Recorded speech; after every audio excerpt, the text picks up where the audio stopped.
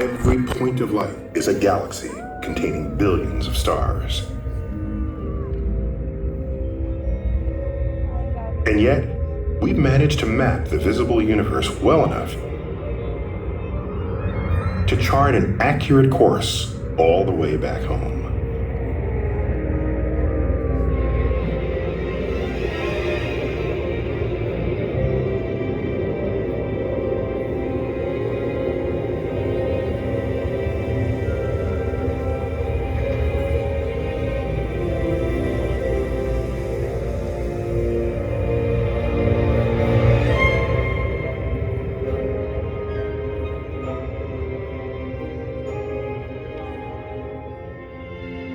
Just within the last 100 years, we humans, inhabitants of a small planet orbiting this unexceptional star, have learned where the galaxies are, what they're made of, and how they got to be that way.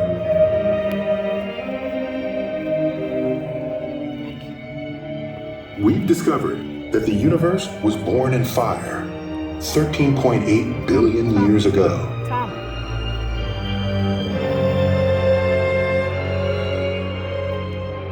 And that it's been expanding and evolving ever since.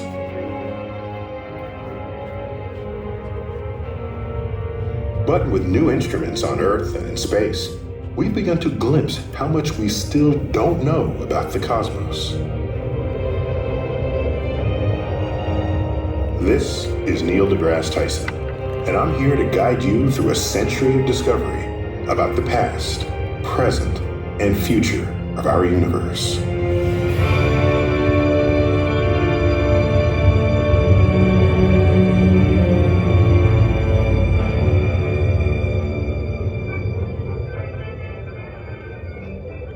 Our story begins in the 1920s, when astronomers, using what was then the world's largest telescope on Mount Wilson, near Los Angeles, began piecing together our place in the cosmos.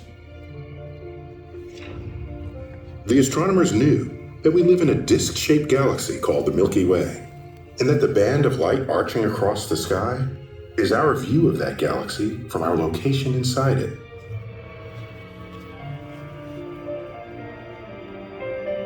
But their observations hadn't yet revealed whether any other galaxies existed.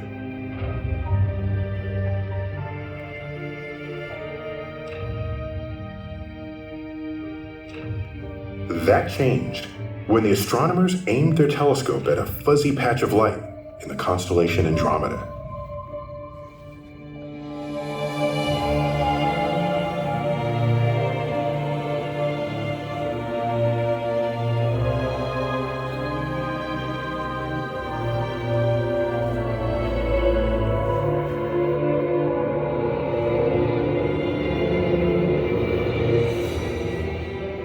There, the astronomers identified pulsating stars like those in our galaxy.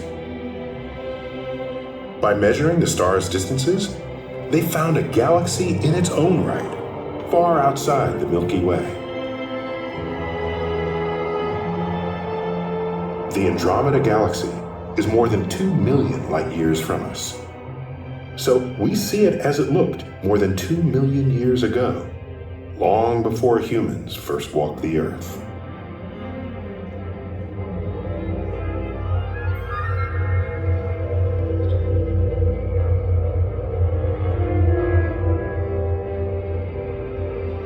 As they probed deeper and located many more galaxies, the astronomers were startled to see that the light from distant galaxies was always stretched out to longer, redder wavelengths, signifying that they were all moving away from us.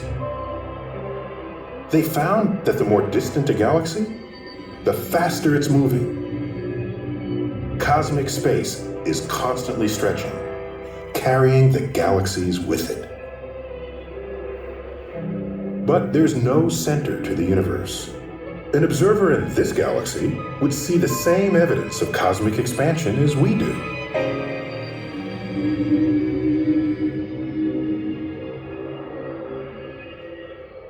So would observers in that one there.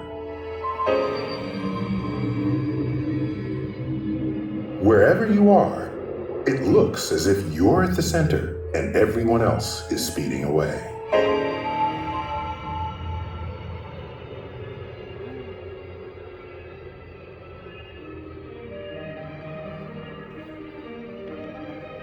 As the universe expands, it cools, its energy thinning out across a growing volume of space. The overall temperature of the cosmos today is only 3 degrees above the coldest possible temperature, absolute zero.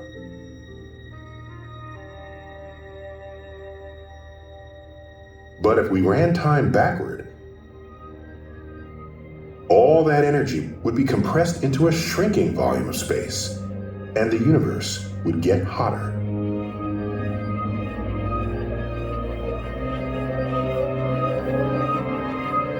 Realizing this, a few scientists calculated that the entire universe must have once been hotter than the sun.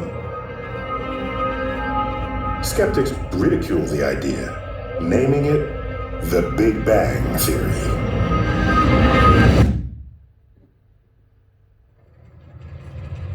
But then, in 1964, 2 astronomers at Bell Labs in New Jersey started testing a horn-shaped radio antenna. They wanted to detect the natural radio waves produced by gas clouds in space. Instead, they encountered something they couldn't explain. Low-level energy coming evenly from all directions in the sky. Without realizing it, they had made one of the most profound discoveries in human history. Light from the Big Bang itself, released when the universe was only 380,000 years old, less than 1/100th of 1% of its current age.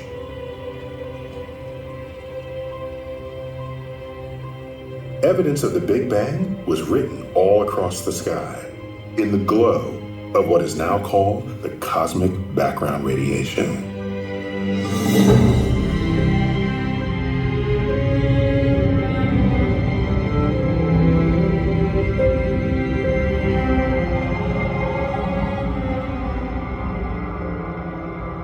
Satellites have since mapped the cosmic background radiation in detail, revealing how matter and energy were distributed in the infant universe.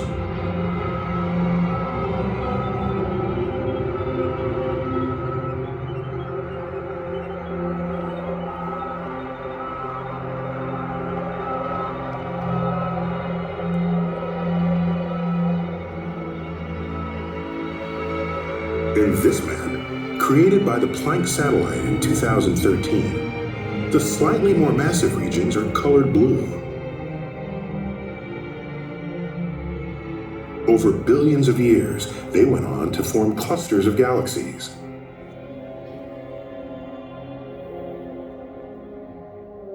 The less massive regions, colored red, became cosmic voids.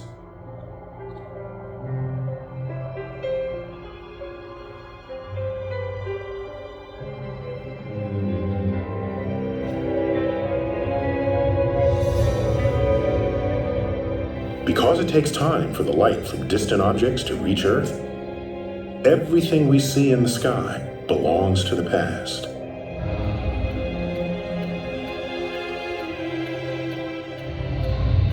These spheres mark distances from Earth in light years.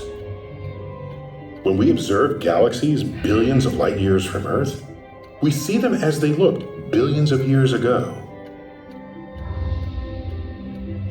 We're flying through a 3-dimensional atlas of millions of galaxies.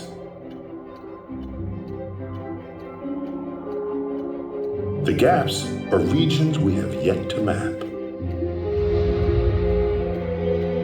Beyond every galaxy we could ever observe, farthest away in space and furthest back in time, the cosmic background radiation marks the visible edge of our observable universe.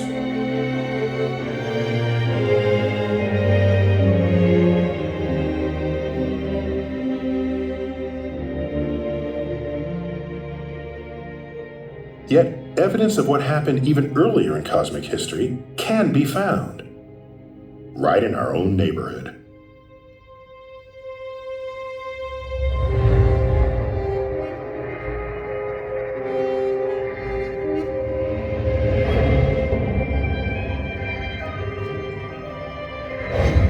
In 1995, NASA's Galileo spacecraft released a probe to study the upper atmosphere of Jupiter. Scientists had calculated that the simplest atoms were forged during the first minutes of the Big Bang.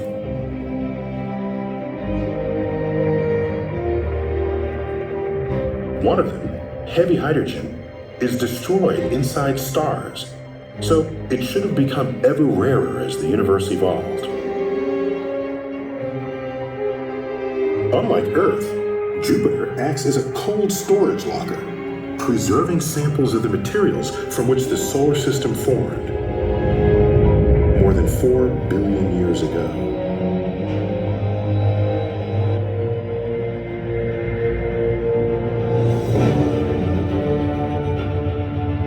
By analyzing the giant planet's atmosphere, scientists could check how much heavy hydrogen existed back then.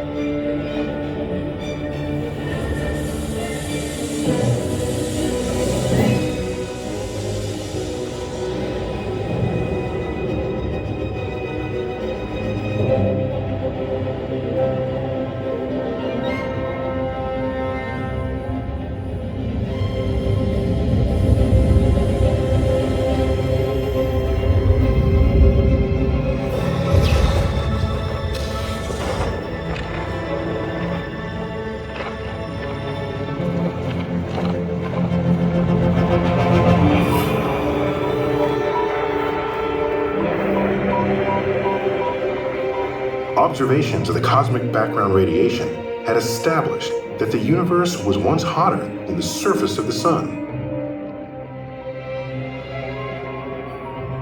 Galileo's audacious exploration of Jupiter found enough heavy hydrogen to confirm that during the first minutes of the Big Bang, the entire universe was hotter than the center of the sun. Hot enough to forge simple atoms.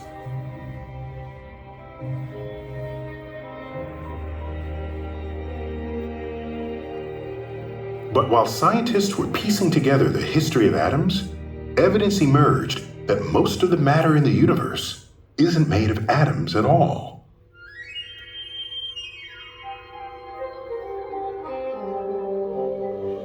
The universe contains clusters of galaxies, like this one. Each cluster, home to trillions of stars, generates enough gravity to warp the space around it into a giant lens that distorts our view of the galaxies beyond. But when we calculate the strength of these gravitational lenses, we find that each cluster must contain 6 times more matter than we can see there. So now it seems that all the glowing stars are just the glittering froth on a dark cosmic ocean of invisible stuff called dark matter. The motions of galaxies within each cluster confirm the presence of dark matter.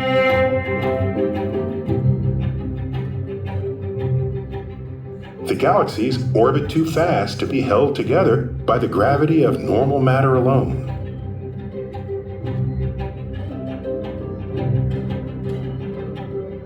Remove the dark matter, its lensing stops, and the cluster flies apart.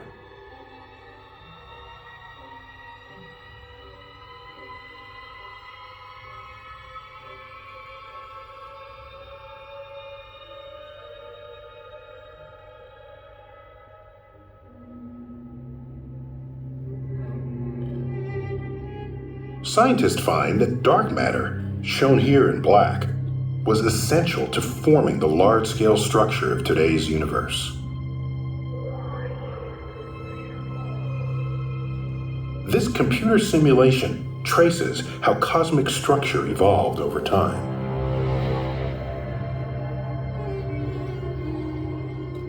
The bright knots contain thousands of galaxies, drawn together by the vast sheets and tendrils of dark matter. These knots grew from the densest regions seen in the cosmic background radiation. The less dense regions of the background became cosmic voids, big, empty bubbles, hundreds of millions of light years wide.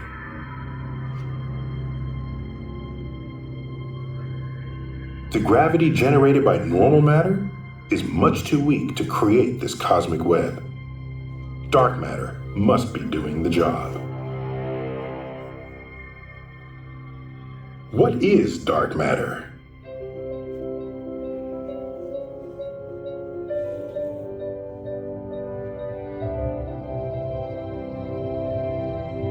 Scientists are conducting experiments to find out. Some of their detectors are buried deep beneath Earth's surface to minimize interference. One detector, mounted on the International Space Station, looks for signs of dark matter particles interacting far across the galaxy.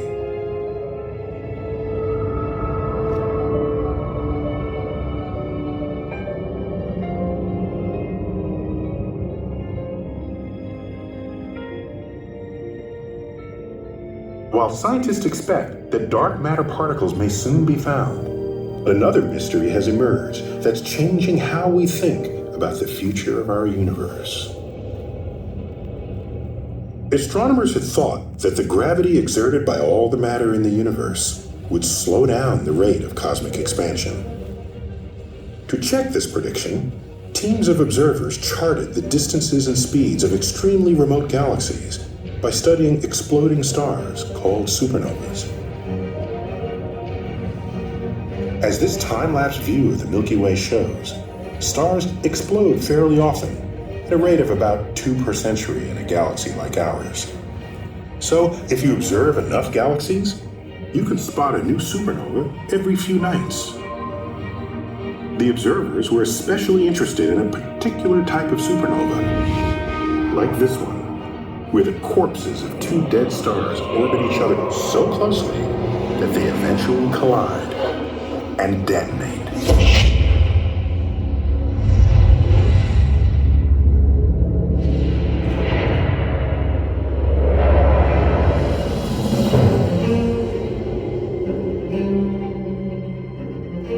Such supernovas are very bright and consistent in brightness, providing scientists with an extraordinary tool for measuring cosmic distances across the universe and back through time.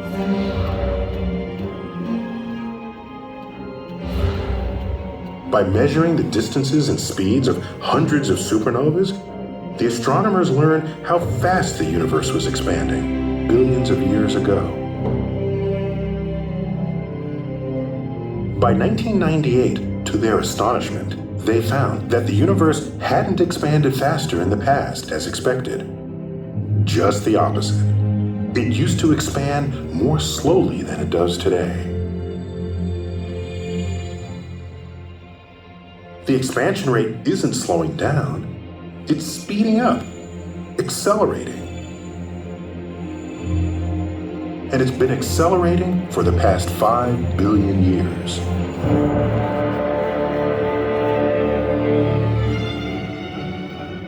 The pressure causing the acceleration is called dark energy. But that's just a label.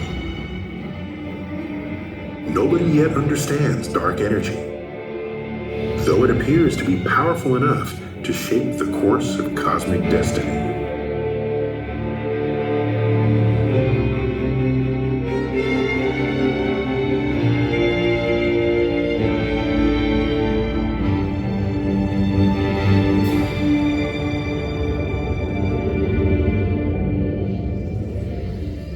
Matter and energy are two sides of the same coin, as Einstein revealed in his famous equation, E equals mc squared.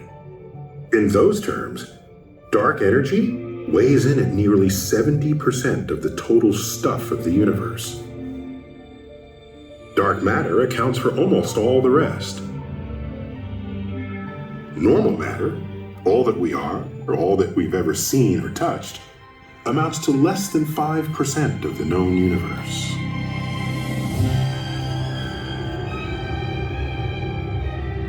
So we know precisely when the universe began, and we're beginning to understand what it's made of.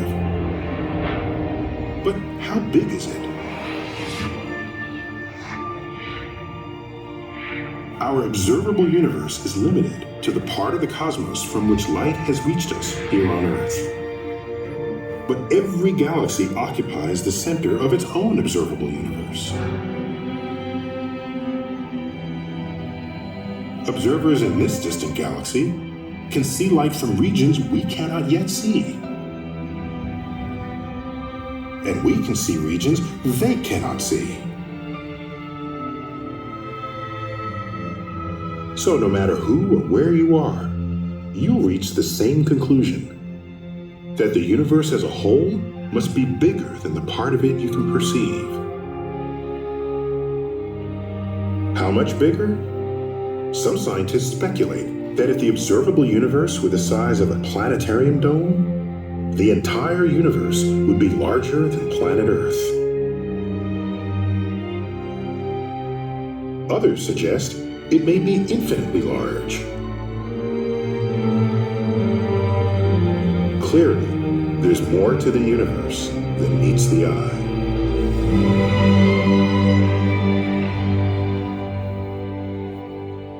The Big Bang happened long ago, but not far away. It happened here, there, and everywhere.